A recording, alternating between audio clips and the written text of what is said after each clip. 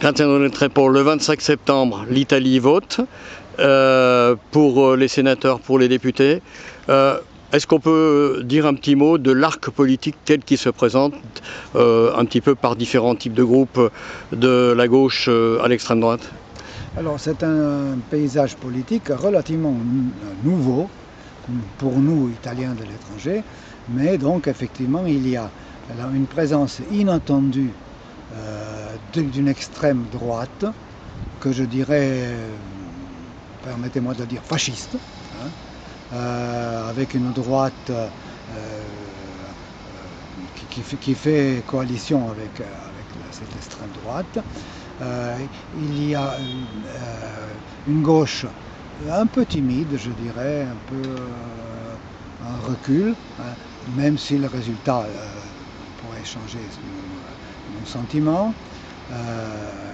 Et puis il y a toujours cette formation politique qu'on appelle le mouvement des 5 étoiles, que je ne saurais définir. Voilà.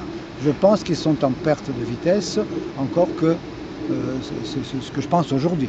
Les leaders qui incarnent un petit peu ces différentes formations, parce que c'est d'eux finalement dont on entend parler en France. Par exemple à l'extrême droite. À l'extrême droite, donc c'est une jeune dame, hein, qui se déclare « je suis une femme, je suis une mère, je suis une chrétienne ». Voilà. Et c'est la fasciste Giorgia Meloni. Et un petit peu son programme, c'est travail, famille, patrie, quand on regarde. Voilà. Je ne pense pas que, quand elle sera élue, parce qu'elle sera élue, je ne pense pas qu'elle mettra en œuvre tout ce qu'on pense d'elle. Parce qu'elle aura aussi un sens de la réalité. Mais on verra. À côté d'elle, avec elle, celui qu'on a bien vu contre les étrangers et qui représentait la Ligue du Nord. Oui. La Ligue du Nord, qui d'ailleurs lui-même a cessé de l'appeler Ligue du Nord, mais la Ligue. La Lega. La Lega, qui a des sympathies, des sympathisants dans toute l'Italie, dans l'Italie du Sud, dans les îles, en Sardaigne. Ils ont carrément eu le président de la région Sardaigne qui est issu de la Ligue. Voilà. Donc animé par Matteo Salvini. Matteo Salvini, voilà. Et puis alors on trouve l'inusable, l'inoxydable, Silvio Berlusconi. Ah oui, lui il fera donc coalition avec la Fratelli d'Italia, donc avec Giorgia Meloni, que moi je définis, permettez-moi de dire, la fasciste. Ensuite c'est la Ligue du Nord, et Berlusconi qui continue toujours avec sa droite, je dirais, un peu plus modérée, plus européenne, alors que les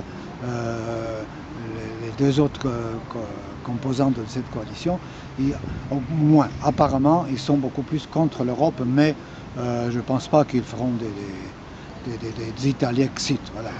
L'alliance qui se présente à gauche, est-ce que ça représente un petit peu la NUPES en France, même si la comparaison ne vaut pas raison? Je ne ferai pas cette comparaison. Alors qui est-ce qu'il y a à l'intérieur? Alors il y a d'un côté les résidus du Parti démocrate, Enrico Letta. Il y a une sorte, avec lui, donc il y a des écologistes, il y a une dame, Emma Bonino, Parti radical, et des écologistes. Voilà. Et puis alors peut-être quelqu'un qui était dans la coalition gouvernementale, qui était je crois le ministre des Affaires étrangères. Ah oui, alors oui, le ministre des Affaires étrangères, Luigi Di Maio. Sortant, Di Maio, qui était un des chefs de la Ligue des 5 étoiles. Des 5 étoiles, et qui a estimé après son expérience qu'il ne fallait plus être dans cette formation. Et puis donc on trouve à côté le mouvement des 5 étoiles, voilà, avec Giuseppe Conte. Giuseppe Conte, qui n'a jamais été au début de cette formation, qui était Premier ministre pendant un certain temps, et qui cherche à redonner vie à ce mouvement. Les différences entre les uns et les autres, c'est quoi en gros? Les 5 étoiles, je voudrais bien le savoir. Je ne sais pas ce qu'ils veulent, voilà. Pour les autres, pour la gauche, c'est une gauche que je dirais modérée, plein de bons projets. Hein, il parle du salaire minimum, il parle des jeunes, il parle... Oui, parce qu'en Italie, il n'y a pas le salaire minimum.